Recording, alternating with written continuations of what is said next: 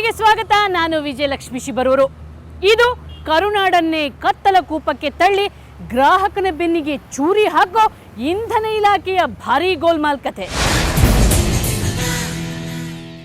ಕರ್ನಾಟಕ ಅಂದ್ರೆ current cut ಅಂದ್ರೆ ಕರ್ನಾಟಕ ಅನ್ನೋ ರೀತಿಯಲ್ಲಾಗಿದೆ.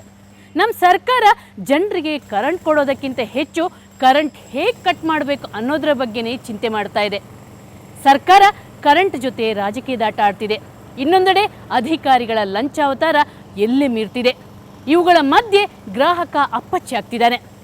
ಈಗ ಸರ್ಕಾರ ಬೇರೆ ದರ ಏರಿಕೆಗೆ ವೇದಿಕೆ ಸಜ್ಜು ಮಾಡ್ತಾ ಇದೆ. ಇದರ ಜೊತೆಗೆ ಇಲಾಖೆಯೇ ಮೀಟರ್ ಟ್ಯಾಂಪರಿಂಗ್ ಅನ್ನುವಂಥ ಭಾರಿ ಶಾಕ್ ಕೊಡ್ತಾ ಇದೆ. 3 ಪಾಯಿಂಟು ಕರೆಕ್ಟಾಗಿ 1 ಪಾಯಿಂಟ್ ಜಂಪ್ ಆಗುತ್ತೆ. ಅದಾದಮೇಲೆ 2 ಪಾಯಿಂಟು 3 ಪಾಯಿಂಟ್ ಜಂಪ್ ಆಗ್ತಾ ಇದೆ. ಎವ್ರಿ ಮಂತ್ 30-35% ಬಿಲ್ಲು ಜಾಸ್ತಿ ಅಂತಂದರೆ ಇನ್ನು ಎಲ್ಲನೂ ದೂರ ಕಟ್ಕೊಳಕ ಜಮೀನುಗಳಿಗಿಲ್ಲ ನಮ್ಗೆ ಗತಿ.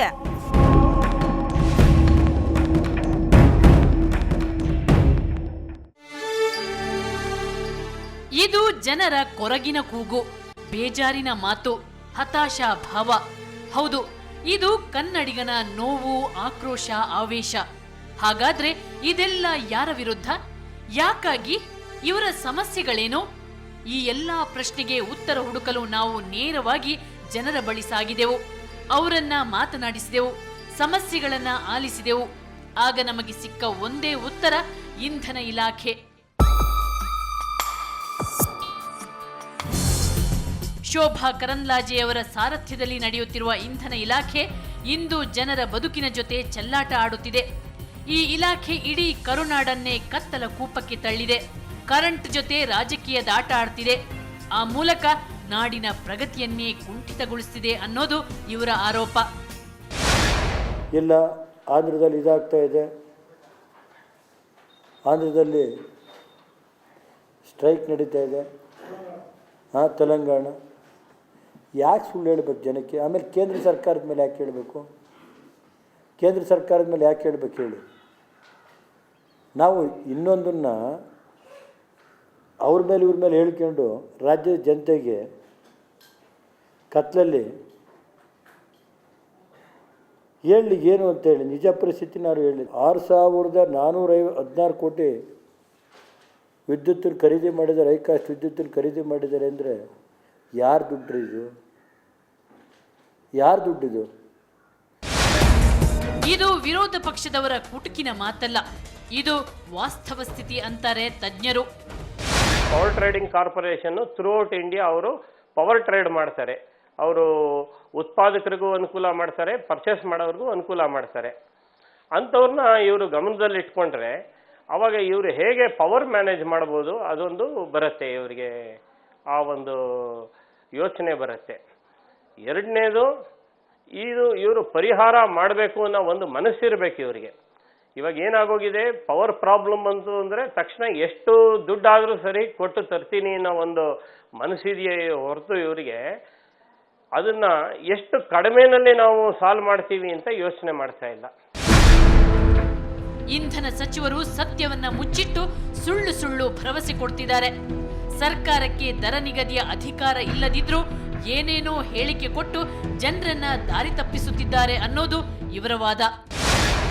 ಕರುಣಾಳು ಬಾ ಬಳಕೆ ಇಷ್ಟು ಮಾತ್ರ ನಾವು ಹೇಳ್ಬೋದು.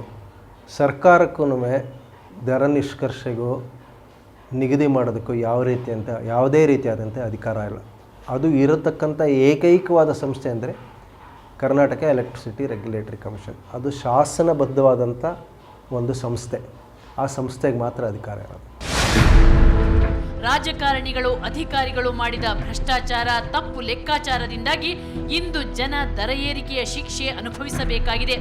ಕಿಕ್ ಬ್ಯಾಕ್ ಪಡೆಯೋದೊಂದೇ ಪರಮ ಗುರಿ ಅಂತ ತಿಳಿದುಕೊಂಡಿರುವ ಮೇಲಾಧಿಕಾರಿಗಳು, ಜಡ್ಡು ಹಿಡಿದು ಸೋಮಾರಿಗಳಾಗಿರೋ ಕಾರ್ಮಿಕರು, ಇವರ ನಡುವೆ ಕರ್ನಾಟಕದ ಜನತೆ ಕಂಗಾಲಾಗಿದ್ದಾರೆ.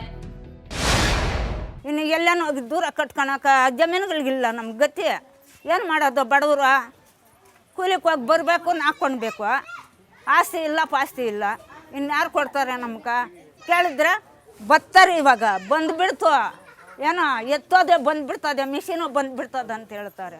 ಮಿಷಿನ್ ಬರೋಲ್ಲ, ನಾವು ಎತ್ತಿಲ್ಲ. ಏನು ಮಾಡೋದು? ಬಡವ್ರು ಹಿಂಗೆ ಸಾಯ್ಬೇಕು. ಬಡವ್ರು ಹಿಂಗೆ ಸತ್ತೋಗ್ಬಿಟ್ರೆ ಗೌರ್ಮೆಂಟ್ಗೆಲ್ಲ ನೆಮ್ಮದಿ. ವಿದ್ಯುತ್ ದರ ಏರಿಕೆ ಜನರನ್ನ ಪ್ರತ್ಯಕ್ಷವಾಗಿ ಲೂಟಿ ಮಾಡೋ ಪ್ರಕ್ರಿಯೆ.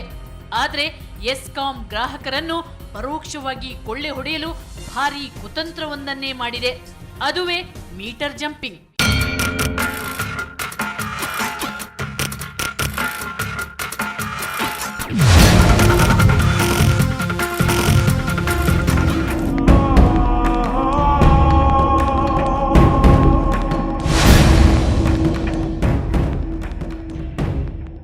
ಬೆಚ್ಚಿ ಬೀಳ್ಬೇಡಿ, ಅದರ ಬದಲು ಒಮ್ಮೆ ನಿಮ್ಮ ಮನೆಯ ಮೀಟರ್ನ ಪರೀಕ್ಷಿಸಿ ಬನ್ನಿ.